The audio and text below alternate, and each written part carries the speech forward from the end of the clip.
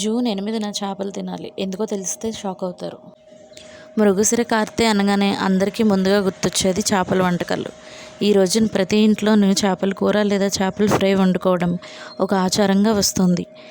ఈరోజు చేపలు తినడం వెనుక కేవలం సాంప్రదాయమే కాదు, బలమైన శాస్త్రీయ ఆరోగ్య కారణాలు కూడా దాగి ఉన్నాయి.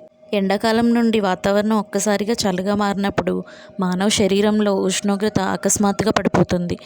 ఈ శీతోష్ణ స్థితి మార్పుల వల్ల జ్వరం, జలుబు, దగ్గు వంటి వైరల్ ఇన్ఫెక్షన్లు, శ్వాసకోశ సంబంధిత వ్యాధులు వచ్చే ప్రమాదం ఎక్కువ ఉంటుంది.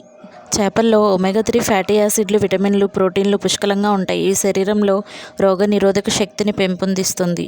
బ్యాక్టీరియా, వైరస్లతో పోరాడే శక్తిని అందిస్తాయి. అంతేకాకుండా ఈ సీజన్లో చేపలు తినడం వల్ల శరీర ఉష్ణోగ్రత సమతుల్యంగా మారి గుండె ఆరోగ్యం మెరుగుపడుతుంది. హైదరాబాద్లో ప్రసిద్ధి చెందిన బత్తిన సోదరుల చేప ప్రసాదం పంపిణీ కూడా ఈ మృగశిర కార్తె రోజు ప్రారంభమవుతుంది. దేశం నలుమూలల నుండి ఆస్మా, శ్వాసకోశ వ్యాధిగ్రస్తుల ఈ చేప ప్రసాదాన్ని తీసుకోవడానికి తరలివస్తారు.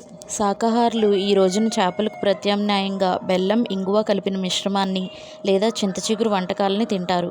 మొత్తానికి మారే కాలానికి అనుగుణంగా మన ఆరోగ్యాన్ని కాపాడుకోవడానికి పెద్దలు ప్రవేశపెట్టిన ఒక అద్భుతమైన జీవనశైలి విధానమే ఈ మృగశిర కార్తె వేడుక.